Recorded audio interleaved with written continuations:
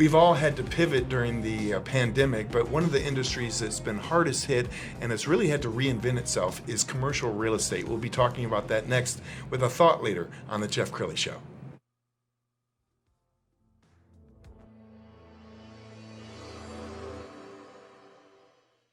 Many are predicting that the worst is yet to come, which is unfortunate, said one person here. Until now, they've enjoyed the reputation of being the nation's icebox. Watched a burglar in his home this morning by webcam. As a journalist of over 25 years, stories are what make my world turn. Reporting live from the Dallas newsroom tonight, Jeff Crilley, Fox 4 News. But in 2008, I took the jump from my familiar life and started a PR firm from my home. We're talking about anyone with a camcorder like the one I'm using becomes a television network. We started slowly growing the company, and we now have over 100 clients, and we've branched into the world of live digital broadcasting. I now own 8 different TV studios and have a huge team, and the stories that I now get to share are sometimes the most important of my life. Life has a funny way of coming around full circle.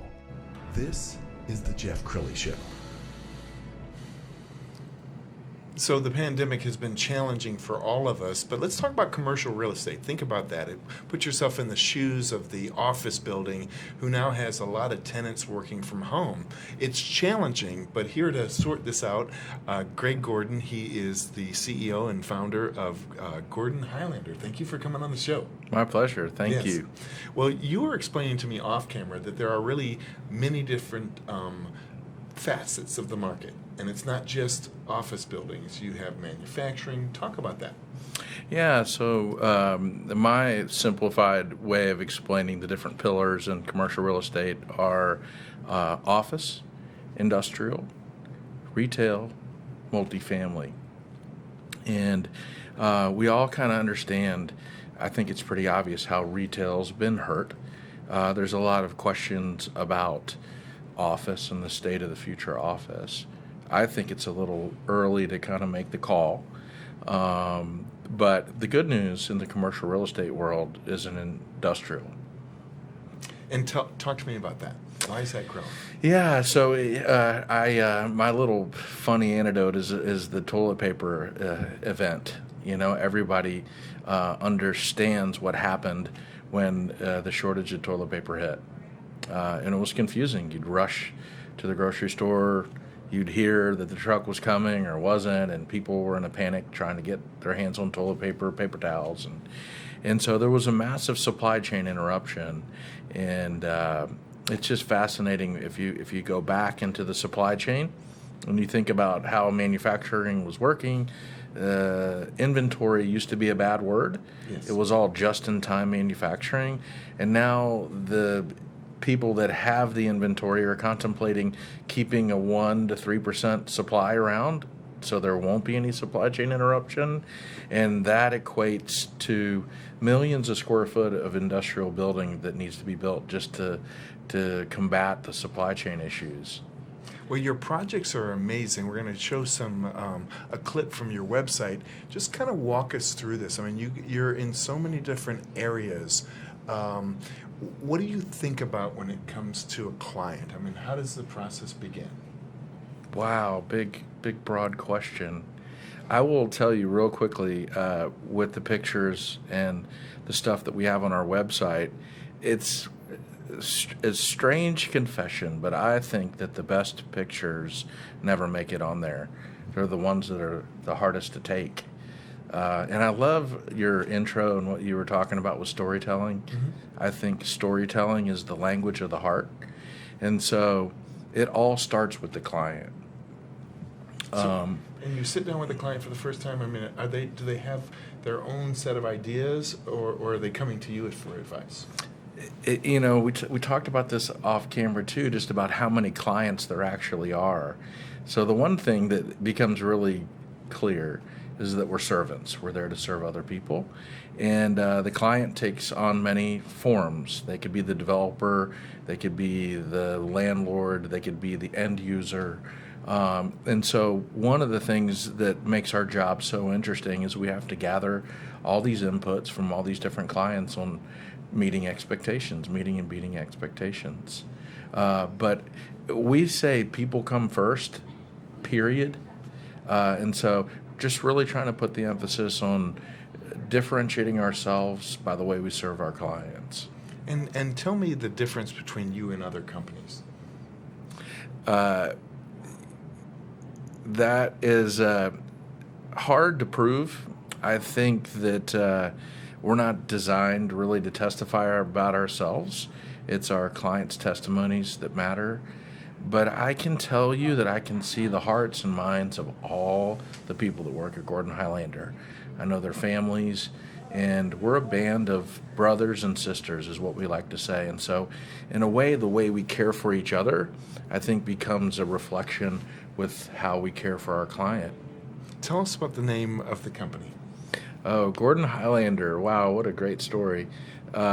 I grew up in Baltimore. My grandmother worked at the Maryland Historical Society, and this was before the modern era of Ancestry.com, and she had done some amazing work tracing our family lineage back. So the Gordon clan is a very storied clan from Scotland, and in the late 1700s, they formed an army. Winston Churchill said that the Gordon Highlanders were the greatest regiment that there ever was. And so the Gordon Highlanders are now called the Highlanders, and they're like the special forces to the British Army. That's really cool. Yeah. So when you were thinking about the name of the company, did that just come to you? Yeah, my father and I put the business plan together, and he's always been my greatest believer.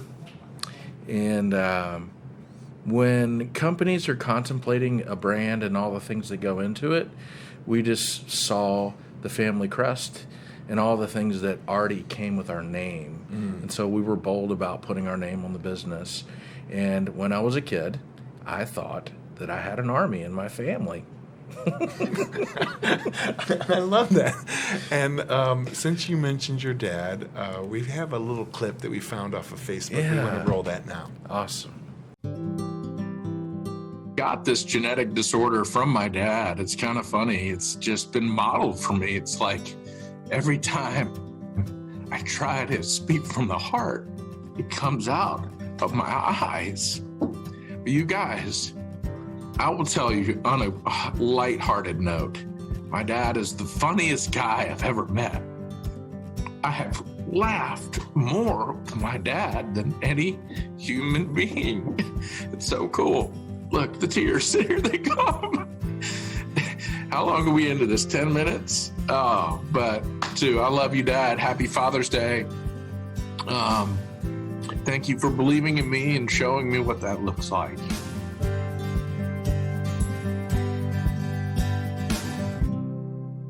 Oh. Greg, I'm so glad that you share. I'm so close to my dad. He's semi-retired and living in Waco, and so I when I saw that clip, I said I need to share that with a viewer. Yeah. What was getting you emotional? Golly, I think I believe that the tears are like the portal to the soul, and I'm a big tough guy, but I'm really a teddy bear at heart, and just expressing that deep sense of gratitude has just been modeled for me and my family, and that generosity of just believing in other people, and I love my dad. I don't know, it's something that I just can't think about it without feeling a lot of really strong emotions. That's cool. And did you start the company with your dad?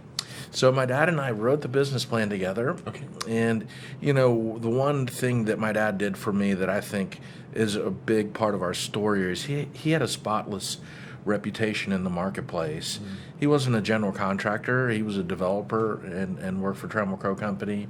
And so we got close to starting the business together. And I think I'm a little more entrepreneurial than my dad. And he stayed with his job, and I asked for permission to start the company, and I haven't looked back since. He must be very proud. Oh, man. It's incredible. Yeah. I have 4 boys, and I joke and say, I hope one of them loves me as much as I love my dad. Wow. Yeah.